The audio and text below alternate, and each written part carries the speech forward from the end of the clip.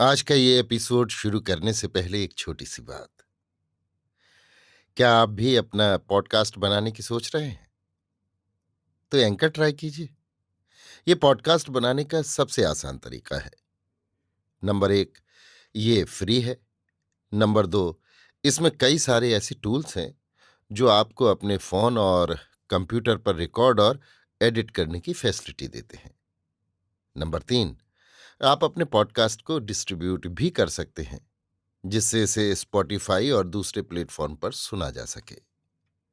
तो डाउनलोड कीजिए free anchor app या विजिट कीजिए anchor.fm पर अपना पॉडकास्ट स्टार्ट करने के लिए। ये तो थी एक छोटी सी जानकारी, और अब शुरू करते हैं एपिसोड का सिलसिला। तो आज के एपिसोड में लीजिए सुनिए आचार्य चतुर्सेन शास्त्री के लिखे उपन्यास गोली के 47वें भाग बुरे दिन को मेरी यानी समीर गोस्वामी की आवाज में। दिन बीतते चले गए। अब मुझे आबू में रहते 1 वर्ष पूरा हो रहा था। लेडी डॉक्टर और नर्सें चली गई थीं। मेरे पास केवल वासुदेव महाराज रह गए थे। इस बार वो 2 लठैत अपने साथ लाए थे, जो मुस्तैदी से कोठी पर पहरा देते थे, और जब मैं बाहर हवाखोरी को जाती तब वे परछाई की भांति मेरे साथ रहते थे। मैं बहुत कुछ स्वस्थ हो गई थी। मेरा पुत्र बहुत चंचल, सुंदर और हंसमुख था। उसकी बाल लीला ने मुझे विभोर कर दिया था। यद्यपि अपने पुत्र को अपनी छाती से लगाकर रखना मेरे लिए एक अलभ्य लाभ था, फिर भी अब यहां से मेरा जी ऊब गया था। मैं किसुन और बच्चों के लिए बेचैन हो रही थी। मैं वासुदेव महाराज से कहती कि वो मुझे राजधानी ले चलें, पर उधर से महाराजाधिराज का कोई आदेश नहीं मिल रहा था। हाँ, यहाँ मेरे खाने पीने आदि का सब खर्चा ठीक ठीक चल रहा था। मालिन की बहू अब दिन भर मेरी सेवा में रहती थी। मेरा बच्चा भी उससे बहुत हिल गया था।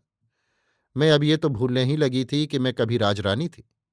अब तो मैं एक साधारण स्त्री की भांति इस खुशमिजाज औरत की सोहबत में अपने जिगर के टुकड़े को गोदी में उछाल उछाल कर आनंद के दिन व्यतीत कर रही थी।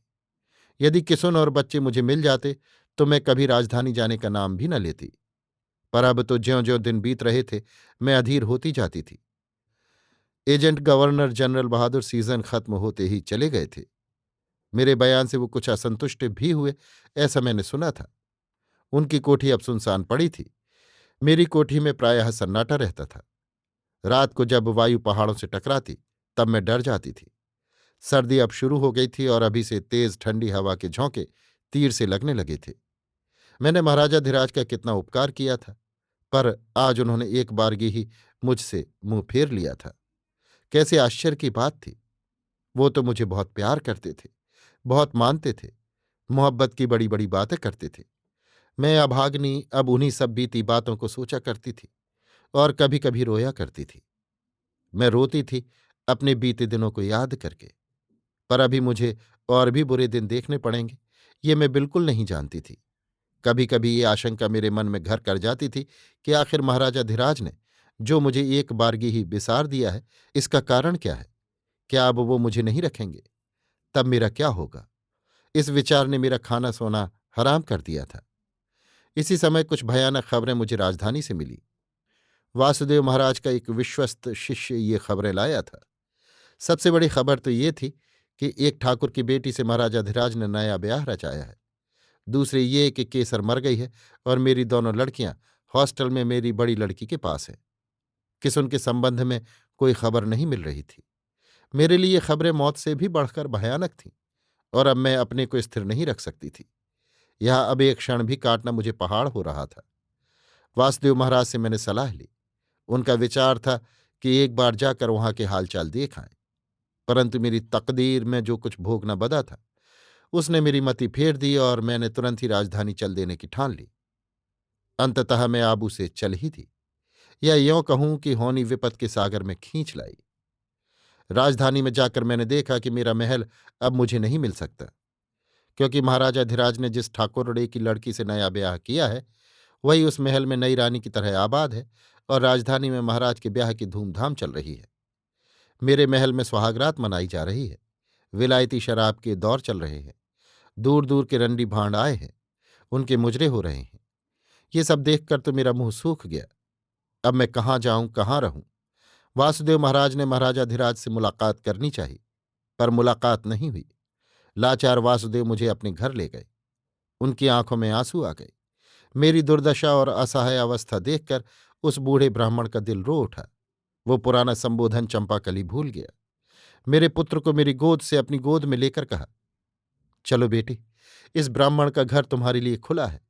जो रूखा सूखा मिले खाना और समझना कि अपने गरीब बाप के घर आई हो।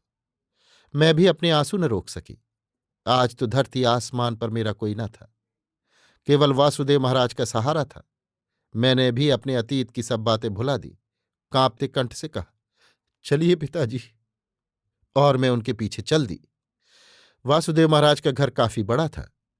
पक्की तिमंजिला हवेली थी, पर मेरे रंग महल की भला उससे क्या तुलना हो सकती थी। घर में वासुदेव की वृद्धा माता और वृद्धा पत्नी थी। एक पुत्र था जिसने हाल ही में कानून पास किया था। ये रियासत ही की कचहरी में प्रैक्टिस करता था। उसका विवाह हो गया था, पर बहू अभी मायके में ही थी। एक सेवक था जो ऊपरी काम धंधे करता था। मकान के नीचे का खंड एकदम मर्दाना था। उसी की एक 12 दरी में अखाड़ा बना हुआ था। वहां वासुदेव महाराज की शिष्य मंडली कुश्ती, छुरी, तलवार, गदे के हाथ सीखती थी। वासुदेव महाराज की आवाज सुनकर वे सब आ जुटे। मुझे ऊपर की मंजिल में एक छोटी सी कोठरी मिली। वहां एक साधारण सी चारपाई पर बिछी शतरंजी पर जब मैंने अपने बच्चे को सुलाया, तब अपने भाग्य के इस परिवर्तन को देख मुझे हंसी आ गई। वाह रे विधाता! मेरा बिस्तरा मेरे साथ था। वस्त्र भी बहुत थे, पर बिस्तरा मैंने खोला ही नहीं। मैंने निश्चय किया कि मैं इस ब्राह्मण के घर उसकी बेटी बनकर साधारण जीवन ही व्यतीत करूंगी। थोड़ी देर में उनकी ब्राह्मणी मेरे लिए थाल परस कर लाई। बच्चे के लिए दूध भी लाई। मैंने कहा, माँ जी, मेरे लिए इतना कष्ट न करें, मैं वहीं आकर भोजन कर लूंगी। इस पर उन्होंने कहा, नहीं रानी बेटी, ये ठीक ना होगा। मुझे अपने बच्चे को खिलाने पिलाने में कष्ट काहे का होता है। मैंने तो अपने जीवन में नौकरों की सेवाएं देखी हैं, बुजुर्गों की प्यार भरी सेवा तो ये पहली बार ही देखी। मेरी आंखों में आंसू आ गए और मैंने झुककर उसके चरणों में सिर रख दिया। दूसरे दिन सवेरे ही मैं साफ सादा सूती साड़ी पहनकर ब्राह्मणी के पास जा पहुंची। वो रसोई में खटपट में लगी थी। मैंने पास पहुंचकर कुछ संकोच से कहा, माँ जी, मैं शूद्र हूं, गोली हूं, आपकी रसोई में नहीं आ सकती, पर काम मुझे भी चाहिए। दाल मैं धो दूंगी, चावल मैं साफ कर दूंगी, बर्तन मैं मांज दूंगी। ब्राह्मणी किसी तरह राजी न हुई, पर मैं हट कर बैठी। लाचार ब्राह्मणी को मेरा हठ मानना पड़ा। घर के सभी कामों में मैं हाथ बटाने लगी। जीवन में कभी भी तो मैंने घर गृहस्थी का काम नहीं किया था। झाड़ू कभी हाथ से नहीं छुई थी, करछुल को हाथ नहीं लगाया था, पर आज तो मैं सभी कुछ कर रही थी। यहां तक कि जूठे बर्तन भी मांजने में मुझे सुख था। मना वासुदेव महाराज ने भी बहुत किया, पर मैंने माना नहीं। मेरे पास अब भी काफी रुपया था, पर वासुदेव महाराज ने वो लेना स्वीकार नहीं किया। मैंने भी हठ नहीं किया।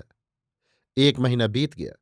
मैं अपनी इस नए गृहस्थी के जीवन की कुछ कुछ अभ्यस्त होने लगी। वासुदेव महाराज तो उदार वृत्ति के ब्राह्मण थे ही, उनकी माता और पत्नी भी वैसी ही थी। खासकर माता बहुत विदुषी और पंडिता थी।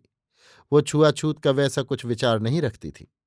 खासकर मेरे प्यार ने उन्हें वशीभूत कर लिया था और मैं उनकी रसोई में भी सहायता करने लगी थी। अपनी घर गृहस्थी का कामकाज भी मैं अपने हाथों से करने लगी। अपने बच्चे को तेल मलती, उबटन लगाती, नहलाती और छाती पर सुलाती।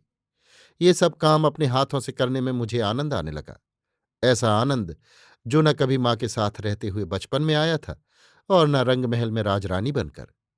मैं भूल गई थी कि मैं गोली गुलाम हूं। मेरा रक्त राजा का बंधक है और मेरा कलुषित शरीर पाप धर्म से दूषित है। अब तो मैं ब्राह्मण कन्या की भांति सारे आचार पालन करके इस सीधे सादे प्रेमी और उदार ब्राह्मण के घर उसकी बेटी बनकर रह रही थी। आश्चर्य तो ये था कि मैं आस्तिक बन गई थी। मैं नित्य उठकर नित्य कर्म से निवृत्त हो स्नान पूजन संध्या करती, उसी भांति जैसे गृहिणी करती थी।